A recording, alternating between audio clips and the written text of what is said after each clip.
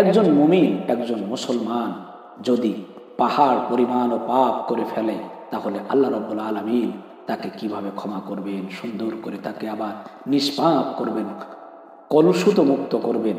আজকের এই ভিডিওর মাধ্যমে আমরা সেটাই জানার চেষ্টা করব ইনশাআল্লাহ। আসসালামু আলাইকুম ওয়া রাহমাতুল্লাহি ওয়া বারাকাতুহু। আলহামদুলিল্লাহি রাব্বিল আলামিন ওয়াল আকিবাতু লিল মুত্তাকিন ওয়াস সালাতু ওয়াস সালামু আলা আশরাফিল আমবিয়াই ওয়াল মুরসালিন ওয়া আলা আলিহি ওয়া সাহবিহি আজমাইন। আউযু বিল্লাহি মিনাশ শাইতানির রাজীম। বিসমিল্লাহির রহমানির রহিম। লা তাকুনাতু মির রাহমাতিল্লাহ ইন্নাল্লাহা ইয়াগফিরুয যুনুবা জামিআ ইন্নাহু হুয়াল গফুরুর রহিম। সম্মানীয় দর্শক শ্রোতা ভাই এবং বোনেরা, পৃথিবীর যে যে প্রান্ত থেকে দেখছেন, শুনছেন, জানছেন, সকলকে শুভেচ্ছা, স্বাগত, অভিনন্দন জানাচ্ছি। আজকের এই ভিডিওর মাধ্যমে জানব, একজন বান্দা আল্লাহ তাআলার কাছে পাহাড় পরিমাণ গুনাহ যদি করে, আল্লাহ তাআলা তার ব্যাপারে হতাশ না করে কি সান্ত্বনার বাণী দিচ্ছেন। আল্লাহ তাআলা তার জীবনের সকল গুনাহগুলো কিভাবে ক্ষমা হবে সেই পন্থা পদ্ধতি বলে দিচ্ছেন। আজকের এই ভিডিওর মাধ্যমে আমরা জানব, একজন বান্দা, একজন মানুষ, একজন মুমিন, একজন মুসলমান যদি পাহাড় পরিমাণও পাপ করে ফেলে, তাহলে আল্লাহ রাব্বুল আলামিন তাকে কিভাবে ক্ষমা করবেন, সুন্দর করে তাকে আবার নিষ্পাপ করবেন, কলুষিত মুক্ত করবেন। আজকের এই ভিডিওর মাধ্যমে আমরা সেটাই জানার চেষ্টা করব ইনশাআল্লাহ। প্রিয় উপস্থিতি, আল্লাহ রাব্বুল আলামিন বলছেন, লা তাকুনাতু মির রাহমাতিল্লাহ, হে বিশ্ববাসী, তোমরা হতাশ হয়ে যেও না, আল্লাহ তাআলার রহমতের কাছে তোমরা নিরাশ হয়ে যেও না। আল্লাহ তাআলা যদি ইচ্ছা করেন, তাহলে তোমাদের পাহাড় পরিমাণ গুনাহ, তোমাদের সমুদ্র পরিমাণ গুনাহ, সকল কিছু আল্লাহ রাব্বুল আলামিন ক্ষমা করে দিতে পারেন।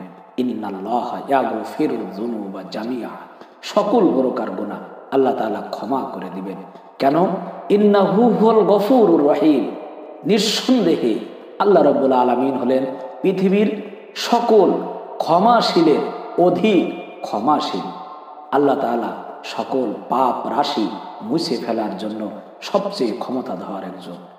আল্লাহ তাআলা এই কথা শুনে আল্লাহ রাসূল সাল্লাল্লাহু আলাইহি ওয়াসাল্লাম বলছেন, পৃথিবীর মানুষ যদি হতাশ হয়ে যায়, পৃথিবীর মানুষ ডিপ্রেশনে পড়ে যায়, তাহলে আল্লাহ রাব্বুল আলামিন তাকে হতাশ না করে বারবার নিরাশার বাণী শুনিয়েছেন। আল্লাহ রাসূলও তাদেরকে নিরাশ না করে আশান্বিত করেছেন, আশা জাগিয়েছেন। হযরত আনাস রাদিয়াল্লাহু তাআলা আন, উনি বলেন, আল্লাহ রাসূল সাল্লাল্লাহু আলাইহি ওয়াসাল্লাম বলেছেন, আল্লাহ তাআলা বলেন, হে আদম সন্তান, শোনো, তোমাদের পাপ বেশি হতে হতে কি পাহাড় পরিমাণ হয়ে গেছে। তোমাদের পাপ এত পরিমাণ করেছো যে সমুদ্রের ফেনা রাশির চেয়ে বেশি হয়ে গেছে। তাহলে শুনে রাখো, ফাস্তাগফির তানি কদ গফারতা লাকা ওয়ালা উবানি, তোমরা যদি আমার কাছে ক্ষমা চাও, আমি তোমাদের অবশ্যই জীবনের গুনাহগুলো সব মুছে ফেলে দেব, ক্ষমা করে দিব। রাসূল সাল্লাল্লাহু আলাইহি ওয়াসাল্লাম এই ব্যাপারে বলেন, আদম সন্তান যখন কোনো হতাশার ভিতরে পড়ে, ডিপ্রেশনের ভিতরে পড়ে, দুশ্চিন্তার ভিতরে পড়ে যায়, তখন এই আদম সন্তান যেটা বলে, আল্লাহ রাসূল সাল্লাল্লাহু আলাইহি ওয়াসাল্লাম সেটা কোট করেছেন। এই হতাশা ব্যক্তি, দুশ্চিন্তাগ্রস্ত ব্যক্তি জীবনের শেষ প্রান্তে এসে যখন দেখে, আমার জীবনে পাপ ছাড়া আর কিছুই নাই, আমার জীবনে অন্যায় ছাড়া আমি হিসাব মিলাতে পারি না, আমার জীবনের হিসাব মিলালে আমি জাহান্নাম ছাড়া মিলাতে পারি না, এমন অবস্থায় আমি কি করব? আল্লাহ রাসূল সাল্লাল্লাহু আলাইহি ওয়াসাল্লাম বলছেন, সেই বান্দা কত সুন্দর করে আল্লাহর কাছে ক্ষমা চায়, সেটাও কোট করে দিয়েছেন। এই বান্দা বলে, ইয়া রব্বি আযনাবতু ফাগফিরলি, হে আমার প্রভু, আমি জীবনে অনেক গুনাহ করেছি, আমি জীবনে গুনাহ দিয়ে আমার জীবনটা থরে বিথরে, স্তরে স্তরে সাজিয়ে ফেলেছি। তখন আপনি যদি আমার ক্ষমা না করেন, পৃথিবীর কি আছে, এমন কি আছে যে আমার জীবনের গুনাহগুলো ক্ষমা করে দিবে? তখন আল্লাহ রাব্বুল আলামিন কি বলেন? ক্বালা রাব্বুহু তাআলা আলিমা আবদি, তখন আল্লাহ রাব্বুল আলামিন বলেন, এই বান্দা কি আমার সম্পর্কে জানে? তারা কি আমাকে বুঝতে পেরেছে? তারা আমার সম্পর্কে ধারণা আবার পোষণ করেছে, তারা তাওয়াক্কুল করেছে, তারা আমার দিকে ফিরে এসেছে।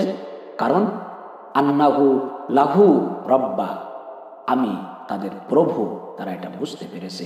এই বুঝতে পারার কারণে আল্লাহ রাব্বুল আলামিন কি করেন, ইয়াগফিরু যামবা, তার জীবনের গুনাহগুলো ক্ষমা করে দেয়। ওয়া ইয়াখুযু বিহি কদ গফারতা লাহু, আল্লাহ রাব্বুল আলামিন তাকে তার জীবনের গুনাহগুলো ক্ষমা করে দিয়ে আবার আপন বান্দা হিসাবে গ্রহণ করে নেয়, তাকে আপন করে নেয়।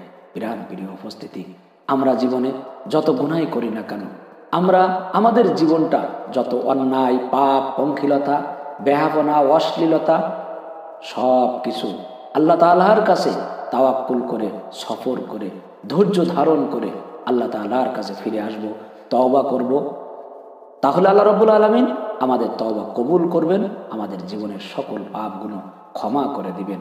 আমরা জীবনে হতাশ না হব, আমরা জীবনে দুশ্চিন্তাগ্রস্ত না হব, আমরা জীবনে আল্লাহ তাআলা থেকে বিমুখ না হয়ে আল্লাহ তাআলার দিকে ধাবিত হব। আল্লাহ রাব্বুল আলামিন অবশ্যই আমাদের জীবনের সকল গুনাহগুলো ক্ষমা করে দিবেন। আমিন। আসসালামু আলাইকুম ওয়া রাহমাতুল্লাহি ওয়া বারাকাতুহু।